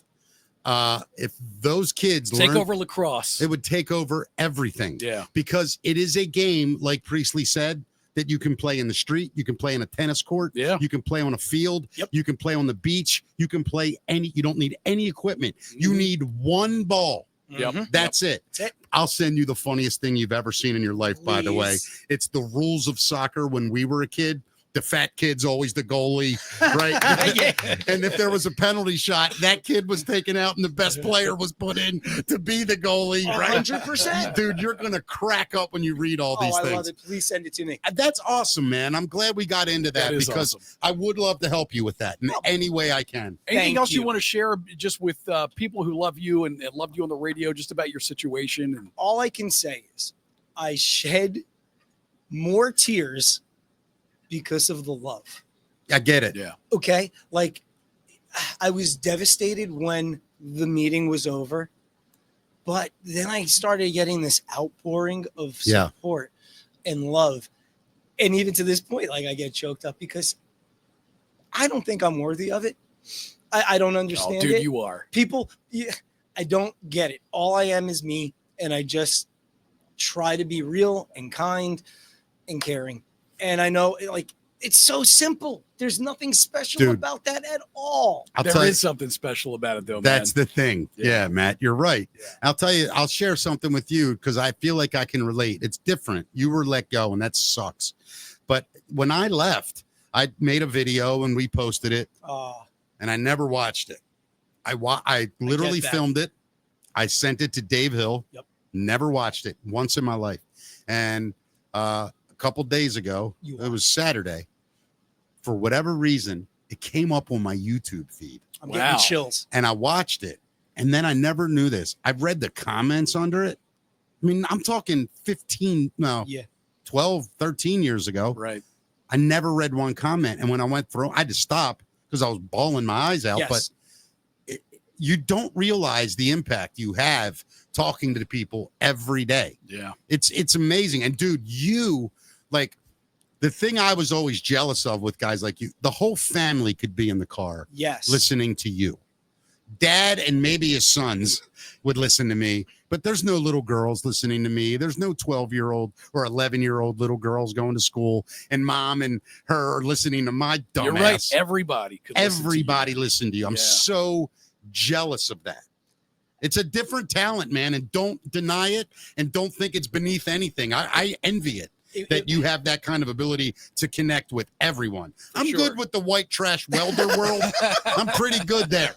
I can even cross over into the urban areas. But man, what you're able to do and appeal to, that's amazing. I appreciate that. And, you know, some of the greatest compliments have come early on in the career before there was pictures and video. Yeah. I loved it. I would meet Asian people and they'd be like, "You're white. I thought you were Asian." And then I would meet black people. Because you're short. Short. And I would meet black people. And they'd be like, "Oh, my God, you're white? We thought you were black." They thought you were black? Correct. Wow. But and see what this was meant to me. You're just connecting. We are just connecting. I love it, brother. It doesn't matter what the shell is on the outside. It's what the heart and the soul and the mind is on the inside. That's wild, man. You're right about that. And it was the greatest compliment to me. I was like, "Thank you." I'm like, wow. Do you know the only time I've ever gotten that is like after comedy shows? Like black people walk up to me all the time and they're like, "Somebody in your family lying, man. Somebody in your family lying, dog." I love it. You know, and I get it, man. And that is the greatest compliment. You're right. It is. When somebody's like, "Wow, dude, I relate so much to you. How do you know so much about me?" Like it's wild. And you, Priestley, amazing. Let's do this real quick. We got to do Matt's Music Minute, brought to us by Natalie Seafood. And Matt took my notes that he, by the way, prepared for me and moved them because I don't do anything. Natalie Seafood. We're there every Friday. If you want to stop by and check us out and eat some delicious seafood, it's amazing. You should come out, Priest. I would love to. Really I love seafood. They got crabs and crab cakes. They don't have crab, but they have the best crab cakes. They don't do steamed crab. Cake, dude. They have two dishes there. I'm going to tell everybody. I just ate the crab cake on Friday. It was amazing. Absolutely amazing. All right, I'll come join. Yeah. Matt's wife Friday had a lobster ravioli meal. Dude, I've had it once. Ridiculous. Okay. They have a flat iron steak meal that's insane. I'm a big steak guy. They have a tuna poke. I guess is that how you say it? Poke? That's your favorite, right? The poke bowl. Yeah. Dude, it is it's ridiculous. Like, Natalie's Seafood? Dude, it's right at brand new place in Falston. Mountain Road and Bel Air Road. It's one block north on the right. Perfect. And it's incredible. Check them out. We're out real quick. We're out on the deck. So they've got this beautiful outdoor tiki deck. And awesome. It's like being at the beach. The bar itself seats about 100 people. It's huge. Perfect for summertime right now. Dude, you take the fan, it'll be amazing. All right. 2315 Bel Air Road, right in Falston, 21047 is the zip. It's amazing. Go to the NatalieSeafoodKitchen.com. Tonight, Sean B in DC. I'm coming for your fat ass, Dennis. That's DC, right? He owes me a lot of apologies. Dennis Cashmeyer does. I'll have you know. Oh, yeah. A lot of apologies. We were real tight at one time. And then I got non-famous. And he just stopped calling me. So this son of a bitch and me are going to have a couple words. I'm going tonight to confront him about. I'm kidding. I love that guy so much. And Sean, if you've never seen Sean in DC, they're amazing. And Sean is incredible. Tomorrow night, Cooper and Skylar, amazing. Scott and Steph, of course, on I'm sorry. Sam O'Hare tomorrow. Jamie Bishop, who I just met, saw him perform. Yeah. Holy Good stuff. It's unreal. And then this weekend, Light Up the Moon Friday, Dear, I guess it's Zoe. Z-O-E. Zoe. Okay, Dear Zoe on Saturday. Thanks for helping out the old guy. Here it is, Matt's Music Minute. Chime in. All right, well, we'll start out with the sad news here. We literally just got word about this sucks. Year. I just saw it. Sly Stone passed away today at the age of 82. Oh, no. A pioneer in the development of funk music and its fusion with other genres. Has died at the age of 82. His family said he died due to chronic obstructive pulmonary disease. It's a COPD. And other health issues. His family statement says he passed away peacefully, surrounded by his 3 children, his closest friend, and his extended family. They add that Sly recently completed the screenplay for his life story, which I can't wait for. Project we're eager to share with the world in due course, they said, which follows a memoir, which was published in 2023. Now, tell me if you guys knew this about. I love Sly and the Family. So do I, man. Tell me if you knew this about him.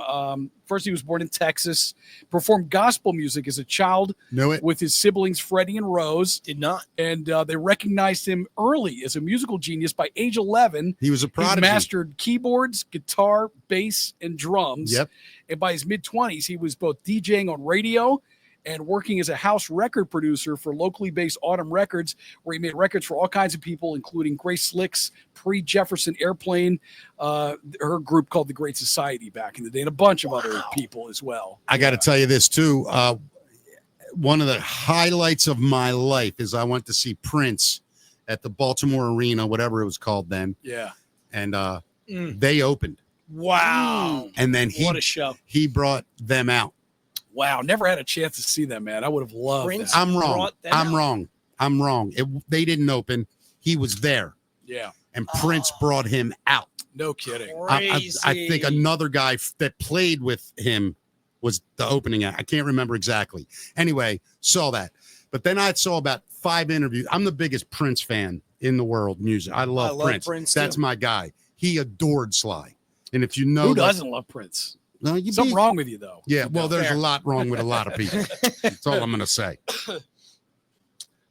Amazing, dude. I'm sorry to see Sly go, dude. Me too. Yeah. Sad news. I guess this is kind of more sad news because Jared Leto has been accused of sexual misconduct. 9 women, some of who say they were underage, have accused actor and 30 Seconds to Mars singer Jared Leto of sexual misconduct, including incidents dating back to 2006. I just don't. I got to be honest. All right, I have held this in for far too long. He got you? If you're a guy like Jared Leto, right? Yeah. Yep. Why do you need to do anything wrong with women? 90% of women on planet Earth literally buckle at the knees if you walk in front of them. And you're out there doing this dumb shit?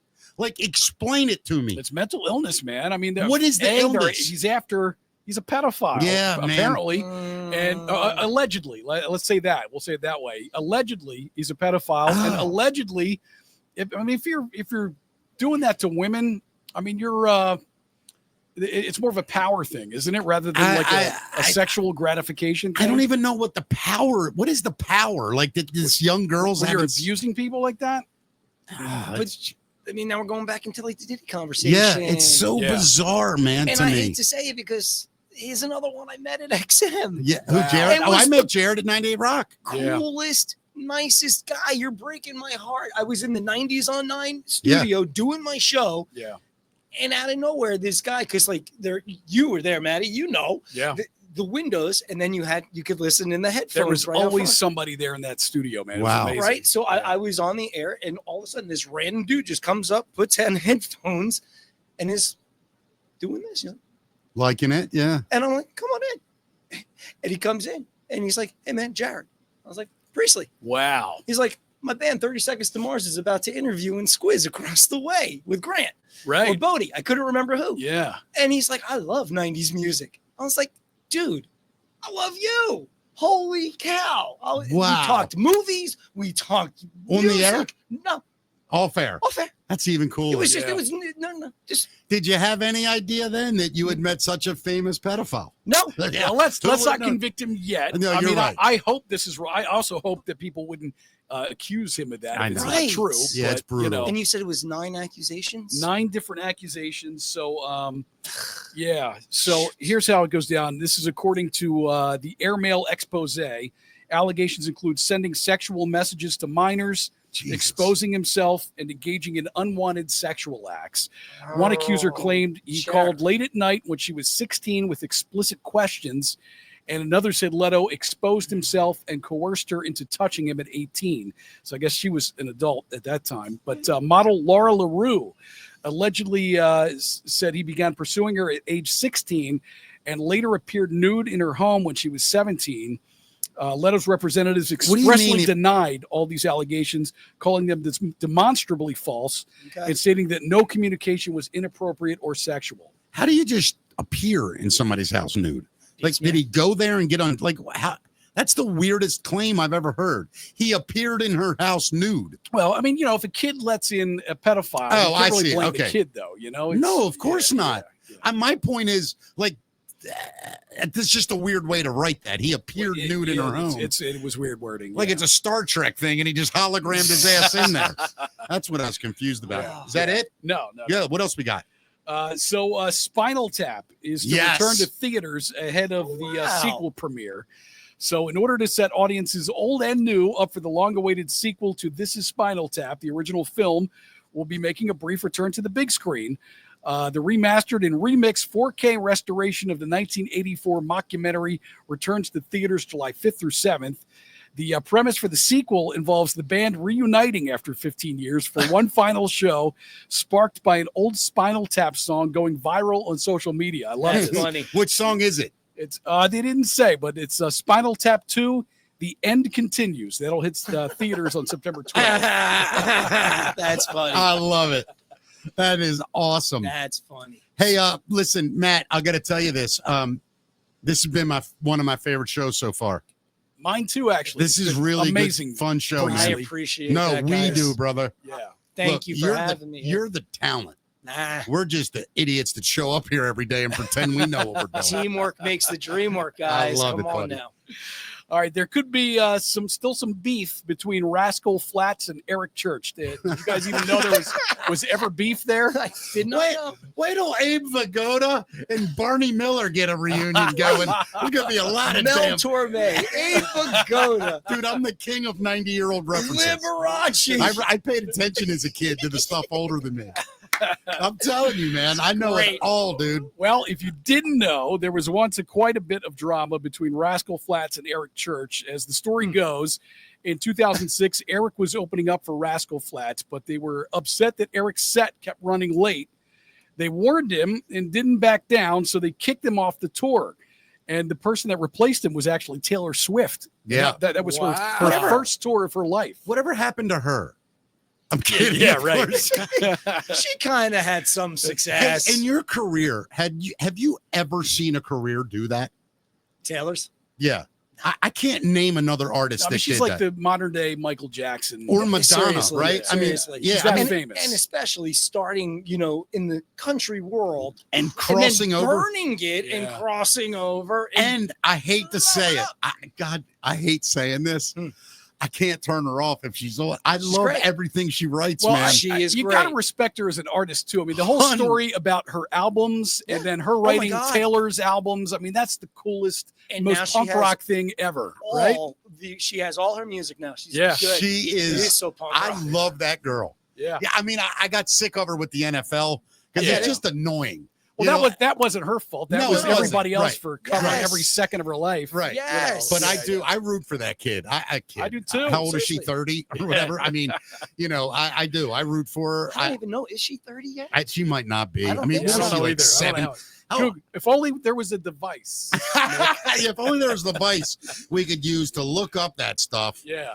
Super talented and a kind heart. Honestly, I've never met or worked with Taylor. I wish I had. So you but never met How her, huh? old is No. Taylor Swift? Let's see this. How old she- Anybody I want to had take a an guess? opportunity. However, a program director took that opportunity away. Oh, no. Okay, I got it. How old is Taylor Swift? I'm going to say she's 31. I'm going to gonna go with like 27. 35. 35. Yeah. No kidding. Yep. 35 Yep. already? Born in 1989. Yep. All right. Oh, well, I knew that. By the way, that's her album. In I should have done the math. In Yeah, 1989, in 1989, I was 21. Wow. Yeah, I was So 17, technically, 18. Let me ask you though, now that she's 35 and I'm 56, is it disgusting? You're a pedophile. Am I a yes. pedophile at Yeah. 35? The question is At it disgusting? 35? Yes. The question, she'd be like, no, we're disgusting. Yeah, no, she wouldn't do it. But I'm saying, we're disgusting. so my question is, at 56, is 35 too young for a guy? Not by the law, but it's kind of weird. Dude. What's your cutoff That's age? kind of creepy. I mean, you're married. I know. Yeah, it's a weird question to ask you. But like, remove the wife. You're single. You're 56. Say you're me. Yeah. What's the age? What's the cutoff? It's like late 40s, early 50s. I disagree completely. Yeah. How much more does a woman mature between 35 and 45? None. Yeah, but it's all about lifespan too and life experiences. I don't want to outlast her. That's the whole point of me marrying somebody younger. I want to get the hell out of there first. I want her changing my diapers. I'm not changing hers. What kind of man do you think I am here, Matt? You think I'm a freak? The hell is wrong with you? Oh, God. Not a shot in hell. You're gonna have to get yourself a whole bunch more money to get that 35-year-old though. I'll tell you, know? I don't really like young Then women. she's not really gonna respect you. She's gonna just be after your cash. I'm fine with that at this point. Seriously. What cash? I mean, if the first 56 years I couldn't get a woman to respect me, last 30 I'm fine without it. I'm not gonna lie. God. Yeah, so here's how this story wraps up here. They just talked the other night, right? Rascal Flatts were doing an interview and they talked more smack about him. But here's the kicker: they were at Chiefs in Nashville, which is Eric's bar. Yeah. And here's what Gary said when asked about the incident. He said, "Well, he was a new artist and he couldn't afford a watch because he was late every time." But Jay DeMarcus jumped in and said that he loves Eric's music and that he's done plenty fine without them. I'll be honest, when you first started reading that story, I was like, screw Rascal Flatts, right? But then I thought about, like, it is disrespectful. If an act takes you on a tour and they say, look, you got 45 minutes, we run a tight A lot ship. of time they have a curfew. They got to get off at a certain time. They have Absolutely. Absolutely. Yeah. Yeah. So that then I don't blame Rascal Flatts in No, that but Being situation. annoyed. Yeah, I don't. And, Yeah. and have some respect as a brand new artist when you're on tour with a big name, Absolutely. There you right? go. Who the hell they think they are? Right. Mickey and Priestley? No respect. Yeah, we're certainly no Matt Davis. We both know that. We know our roles. All right, that is Matt's Music Minute. Boys. All right. Thank you, Matt. Listen, Priestley, what an awesome honor having you in today. What a great show, man. Honor was all mine, guys. Please This was come back. so fun. Please come You back. got to come back, Miss dude. Yeah. Doing this. Yeah, dude. Anytime. And believe it or not, I've never really been part of a talk show. You're Closest thing really was good Jen at it, and I, brother. so- You're really good at it. No, For hugs and real. love. So you're welcome back. Green Door. Just call me or Matt and set it up, and you got something to promote. Amen. Bring the soccer guy in. I'm dead I would serious love to about bring that. Greg in. What's his I'll talk name? to him. Greg what? Greg Smith. Greg, if you don't do it, I'm telling you now, Greg, you don't know me. I will trash He's gonna you. find you, Greg. No, one love, buddy. Thank you, Priestley. Always a Thank pleasure you, seeing man. you. Appreciate it, my Thank friend. You so And much, guys. thank you, man. I would be remiss if I didn't say Jen did call in, but it was so bad I sounding. thought that was happening. It was so bad sounding. She couldn't. We got to get this What? straight. Our studio sounds bad? Yeah, exactly. Can I just real quick? Yeah, I want to say thank you to everybody who has stopped me on the streets. yeah, 'Cause man. it's nonstop. I feel the love. I appreciate the love. And even to my old crew back in the old building. One love. I got no appreciate anger. it. You're a better man than me, Priestley. I'll Nope. tell you that right now. Come on, look at He's the a world great around man. us, guys, man. No, I hear you, bro. I'm kidding. Ish is too short, and you know what? Just let it go, and let's keep moving forward. I love Amen. it. Words to live by. My man Priestley. Listen for where Priestley's going to end up. Hopefully on a morning show with us somewhere. Or a TV show. Or a TV show. Right? Love it. Anybody got opportunities? Hit me up. Yeah, trust me. I'm available. Yeah, and Matt and I will discuss our percentage after that. If I make some money, boys, I'd be happy to share. Do we have a guest tomorrow? I don't even know. We don't have a guest tomorrow. No, it'll Check be the the Matt book. and Mick show. I might have wrote something in there today. Can you? Nope, it's nothing tomorrow. You checked. I checked. Perfect. All Yeah. right. I wrote stuff in there today, and I didn't remember if it was tomorrow. It'd just be you and I tomorrow? Yes, sir. Awesome. God, my life. I'm so lucky. Dude, this I is get good to stuff. talk to you. This is my partner. Look at me. Congratulations Mm. on all this stuff. Thank man. you. It's surreal. And for my friends watching, this is not easy. This is very challenging. I appreciate it. It's a whole new world, this pod stuff, isn't it? This is the new frontier, man. Well, and we got to take you on a tour. There's some cool stuff we need to show you. I'm about to blow your mind. We will see everybody tomorrow, Tuesday at 5. Mickey Talks everywhere, YouTube, Rumble, Facebook, Spotify, all that shit. Find it. We'll see you later.